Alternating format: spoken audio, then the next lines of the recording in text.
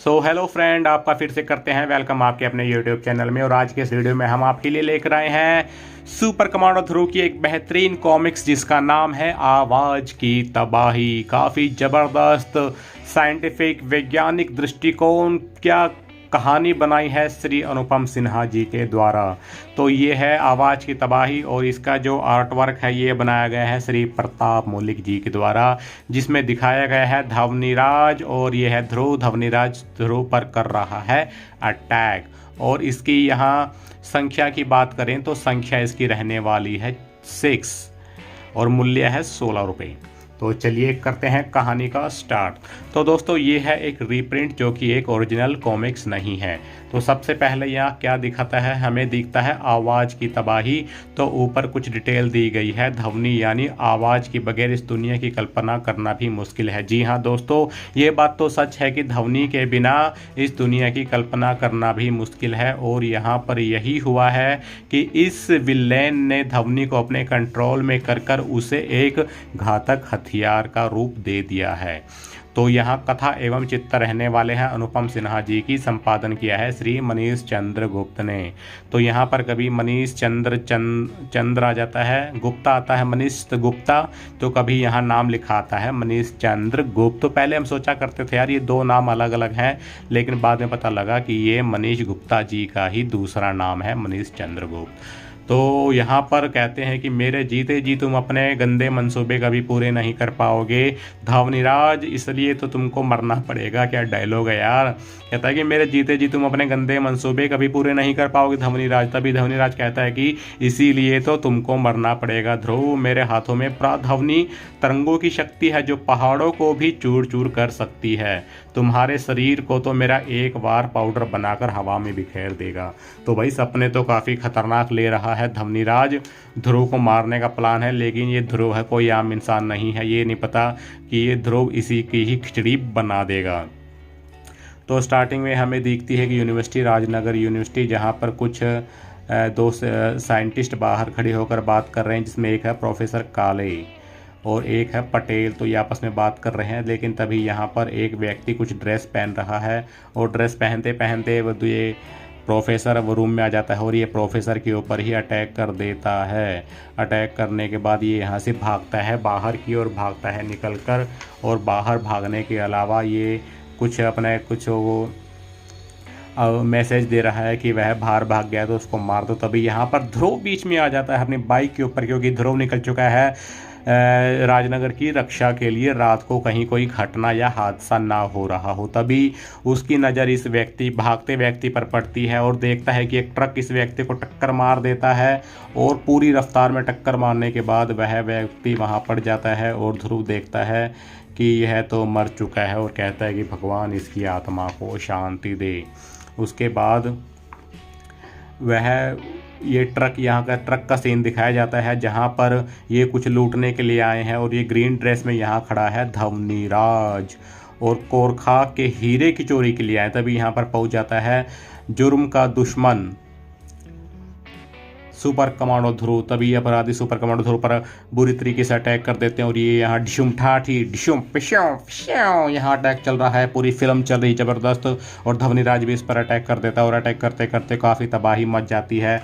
और तबाही मचने के दौरान यह भी धवनीराज पर पलट कर वार करता है और यहाँ पर धवनीराज एक ऐसी ट्रिक अपनाता है जिससे ये जो लाइट होती है ध्रुव के सिर पर पड़ती है और ध्रुव वहाँ पर बेहोश हो जाता है और धवनीराज इस हीरे की चोरी कर लेता है। तभी यहाँ पर पुलिस आ जाती है, लेकिन धवनीराज अपनी अद्भुत शक्तियों से इनके कानों पर अटैक कर देता है और ये इसकी जीप को तोड़कर यहाँ से भाग जाता है। और यहाँ अपने अड्डे पर धवनीराज इस कोरखाप का हीरे को अपनी अल्ट्रासोनिक तोप में फिट कर लेता है और यहाँ पर धवनीराज ने एक अल्ट्रासोनिक तोप बना ली है और ये अपने गुंडों से कुछ बात कर रहा है और कहता है कि हमें उस ध्रुव से भी निपटना होगा। और तभी यहाँ पर देखता है कि क्या है कि इस वैज्ञानिक के पास पुलिस आ जाती है, ये है प्रोफेसर काले। यहाँ आ जाती है पुलिस इससे बात करने के लिए भी, क्या तुम इसे जानते हो। तो ये कुछ बात करते हैं, आपस में बात करते करते ध्रुव यहाँ से निकलता है और ध्रुव निकलने के बाद ये देखता है किसी व्यक्ति को पकड़ता है, उससे कुछ इन्फॉर्मेशन लेता है। तभी ये इसके ऊपर अटैक हो जाता है और ये अटैक करता है यूकेलिप्टस यूकेलिप्टस इस पर अटैक कर देता है। ये एक महामानव है, काफ़ी लंबा चौड़ा व्यक्ति है ये, और ध्रुव को बुरी तरह से पछाड़ रहा है। और लेकिन ध्रुव भी इस पर काफ़ी अटैक करता है और इसके बराबर होकर इससे भिड़ंत होती है ध्रुव की। और यहाँ पर धवनीराज इस पर अटैक कर देता है क्योंकि इसने इसके सिर में रिमोट कंट्रोल बम फिट कर रखा था और यहाँ पर इसका फट चुका था दिमाग।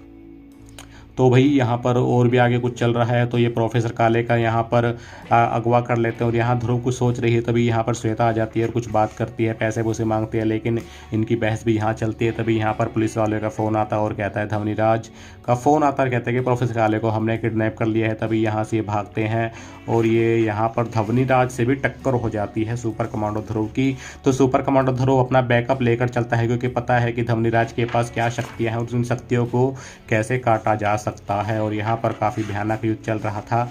तो यहाँ पर भी धवनीराज सोचता है कि सुपर कमांडो ध्रुव मर चुका है, लेकिन वह नहीं मरा है। और यहाँ पर देखिए धवनीराज ने अपनी अल्ट्रासोनिक तोप से निर्माण कर दिया है एक अद्भुत दानव का, और आज की रात राजनगर में वह विनाश फैलाएगा मेरा सेवक जिसका नाम है कर्कस। तो भाई ये एक शुद्ध आवाज़ से एक ये कुछ कर्कस नाम का प्राणी बना दिया है और ये शहर में आ गया है तबाही मचाने के लिए। दिमाग ये देखो बिल्डिंग को कैसे खा रहा है, बिल्डिंग को तोड़ फाड़ रहा है। तभी यहाँ पुलिस आती है, तो पुलिस आने के बाद फिर फायरिंग करेगी, फायरिंग का इस पर कुछ असर नहीं पड़ रहा है। तभी ध्रुव आकर इंस्पेक्टर को बचा लेता है और यहाँ धवनीराज देख रहा है अपने डिस्प्ले के ऊपर कि वहाँ क्या चल रहा है, लाइव प्रसारण देख रहा है अभी धवनीराज भी। क्या एडवांस था धवनीराज भी यार, मज़े आ गए देखने के बाद। और ये अपनी बाइक से अटैक करता है और अटैक करते करते यार काफ़ी भयानक सीन यहाँ चल रहा है। और उससे बचकर ये वापस भागता है और श्वेता भी चंडिका बनकर वहाँ पहुँचती है। और ये देखिए कैसे ये रहा रास्ते में, इसको ध्रुव को रोकने के लिए यहाँ काफ़ी प्रयास किए जा रहे हैं धवनीराज के द्वारा। अब यहाँ पर ये वाला जो सीन है ना यार, ये सीन एक नंबर का। ये देखिए ये जो है ना पुल के ऊपर जो बाइक चलाएगा अपने इसके ऊपर, ये यार ज़बरदस्त खतरनाक सीन यार, उस समय का एक नंबर का सीन था ये। और इसके बाद भी यहाँ पर ये देखिए कैसे पहाड़ों के बीच में, पहाड़ी के ऊपर, क्योंकि अड्डा धवनीराज ने बना रखा है अपना पहाड़ी के ऊपर, कैसे रोकथाम के लिए कुछ करते हैं। लेकिन ध्रुव भी एडवेंचर का असली खिलाड़ी है क्योंकि ये इसने अपने जुपिटर सर्कस में काफ़ी कुछ सीखा था वहाँ पर। तो आज उसका कला का प्रदर्शन यहाँ ध्रुव के द्वारा दिया जा रहा है। और ये देखिए अब यहाँ पर एक सीन आएगा जटायु वाला, ये सीन भी एक नंबर का सीन है यार, मज़े आ जाते थे। मतलब कि ये पूरी ने एक फिल्म से चलती थी आंखों के आगे जब ये कॉमिक्स पढ़ते थे ना यार।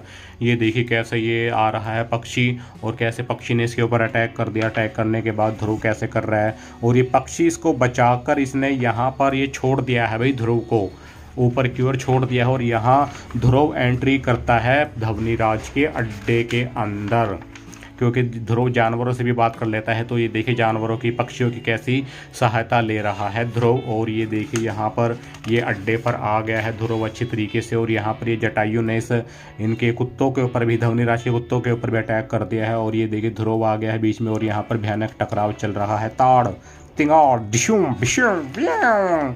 और यहाँ पर धवनीराज कुछ करने वाला है, लेकिन उससे पहले यहाँ पर आ जाता है ध्रुव बीच में और कहता है कि मैं तुम्हें कुछ नहीं करने दूंगा धवनीराज। लेकिन ये नहीं पता ध्रुव को ये धवनीराज है, ये धवनियों की शक्तियों से अपने दुश्मनों को चने चबवा देता है। और यहाँ तभी यहाँ पर आ जाती है, देखिए कैसे जकड़ लिया है धवनीराज ने अपनी तरंगों से सुपर कमांडो ध्रुव को। तभी यहाँ पर आ जाती है चंडिका आकर इस हीरे को अलग कर देती है जिससे मशीन वहीं पर बंद हो जाती है। और थोड़ा सा ध्यान जाता है ध्रुव का चंडिका के पंजों के ऊपर, क्योंकि लगता है कि ये पंजे तो विशाल का बाज तुम ही थी। फिर कहती है कि हाँ मैं ही थी, वो मैं अपना रोबोटिक बनाकर लेकर आई थी। तो इन बातचीत के अंदर धवनीराज कहता है कि बकवास बंद करो छोकरी और मुझे हीरा वापस कर दे, नहीं तो मैं तेरा कत्ल कर दूंगा। और ये चंडिका पर अटैक कर देता है और यहाँ ध्रुव हो जाता है पागल और वो बुरी तरह से इस पर अटैक कर देता है। धवनीराज की सारी मशीनें टूट जाती हैं, काफ़ी नुकसान कर देता है भाई ये ध्रुव तो यहाँ पर धवनीराज का।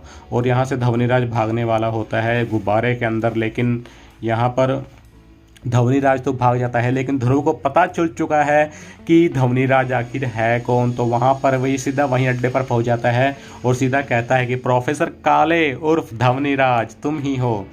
तो ये कहता नहीं ये मैं नहीं हूँ, क्योंकि ध्रुव है यार, ध्रुव का दिमाग तो कंप्यूटर से भी तेज चलता है। तो ध्रुव को पहले ही पता चल चुका था कि इस सारे षड्यंत्र के पीछे प्रोफेसर काले है और प्रोफेसर काले ही ध्वनिराज है। तो यहाँ पर हमें फिर से चंडिका और ध्रुव की, सॉरी चंडिका नहीं, श्वेता और ध्रुव की बहस दिखाई जाती है। तो ये थी यार एक बेहतरीन comics, one of the best comics, Anupam Sinha ji के द्वारा लिखी हुई आवाज़ की तबाही। तो आई होप दोस्तों you will enjoy this video. तो वीडियो को शेयर कीजिए और चैनल को सब्सक्राइब करना मत भूलिएगा। तब तक के लिए दोस्तों मिलते हैं नेक्स्ट वीडियो में जल्द ही।